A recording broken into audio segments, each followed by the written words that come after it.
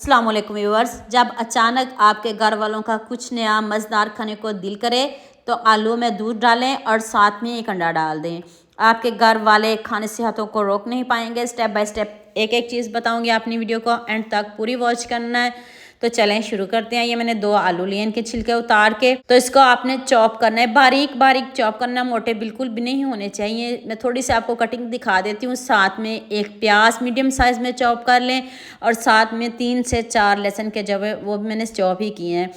तो देख लें सारे आलू रेडी हो चुके हैं। तो अब इनको फ्राई करने का भी तरीका बता देती हूँ कि आपने इनका करना क्या है। तो जल्दी से हम एक पैन लिया है, उसमें मैंने थोड़ा सा घी लिया है, उसमें आपने लहसुन के जवे और साथ में प्याज डाल देना है।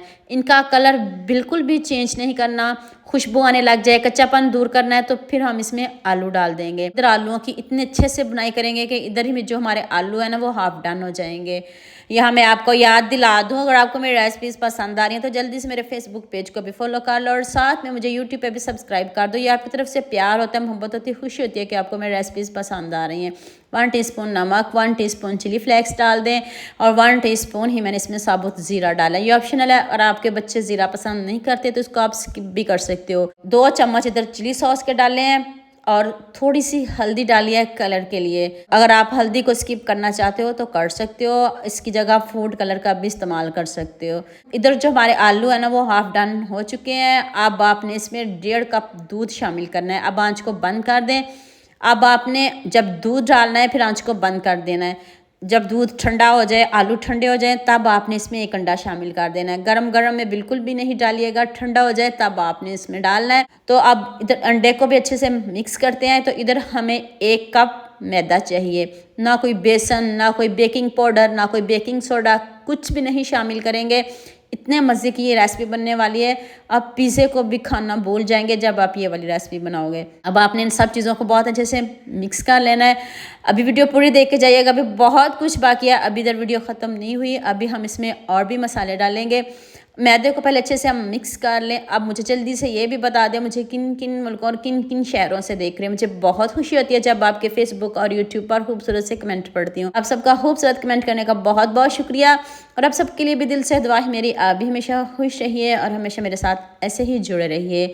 1 टीस्पून इसमें हम चाट मसाला पाउडर डालेंगे और खूब सारा सब्ज़ धनिया भी डालेंगे। इधर 1 टीस्पून चाट मसाला डालेंगे और खूब सारा सब्ज़ धनिया, और थोड़ी सी मैंने काली मिर्च स्प्रिंकल किया है और मज़ेदार बनाने के लिए।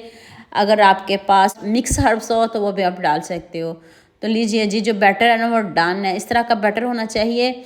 दोबारा आपको याद दिला दूं, जब आप दूध डालने लगो फिर आंच को बंद कर दीजिएगा। जब अंडा डालना हो तो आपका बैटर ठंडा होना चाहिए। नेक्स्ट पैन में मैंने घी से पैन को ग्रीस किया है।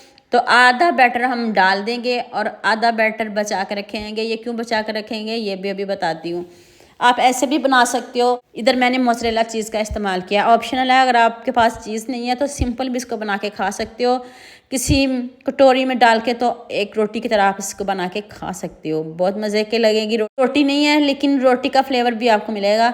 तो अब आपने दोबारा इसके ऊपर सारा बैटर इसके ऊपर डाल देना और चीज़ को ऊपर से अच्छे से कवर कर देंगे। तो अभी इसको 15 मिनट एक तरफ से पकाएंगे और 15 मिनट ही दूसरी तरफ से पकाएंगे। आप भूल जाएं इसको रख के कोई और काम कर लें या कुछ भी आप कर सकते हो। तो चलें 15 मिनट बाद इसके रिजल्ट्स चेक करते हैं। दम वाली आंच पे रखना है, तेज़ आंच पे बिल्कुल भी नहीं रखना। तेज़ आंच पे बनाओगे तो ये 5 मिनट में भी बन जाएगा, लेकिन हम अपनी मेहनत को क्यों ज़ाया करें। मैं सही आपको टाइम बता रही हूँ, 15 मिनट आपने टाइम देना है, जल्दी बिल्कुल भी नहीं करनी। इतना खूबसूरत कलर आया है, बंदे का खुद दिल करता है खूबसूरत कमेंट करने को। मुझे भी आप सबका इस रेसिपी में इतना ही प्यार चाहिए, बहुत ज़्यादा प्यार चाहिए। जितना ज़बरदस्त कलर आया है इतना ज़बरदस्त आप सबका प्यार चाहिए।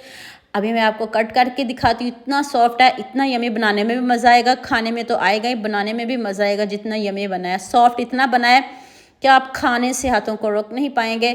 अभी मैं दोनों तरफ से दिखाती हूँ कितने अच्छे से पक गया, यानी कि ऊपर से पक गया और अंदर से कच्चा है। दोनों साइडों से इतना ज़बरदस्त कलर आया है। मुझे आप सबके इतने ही खूबसूरत कमेंटों का इंतज़ार रहेगा।